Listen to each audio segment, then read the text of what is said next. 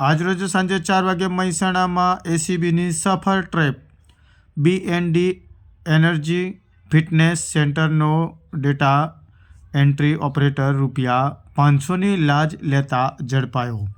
Mehsana ACB દ્વારા લાંચિયા કર્મચારીઓ વિરુદ્ધ લાલ આંખ કરવામાં આવી છે। શહેરમાં આવેલ BND એનર્જી ફિટનેસ સેન્ટરના એક ડેટા એન્ટ્રી ઓપરેટરને લોડિંગ રિક્ષાના ફિટનેસ સર્ટિફિકેટના કામ પેટે ₹500ની લાંચ લેતા રંગે હાથ ઝડપી લેવામાં આવ્યો છે।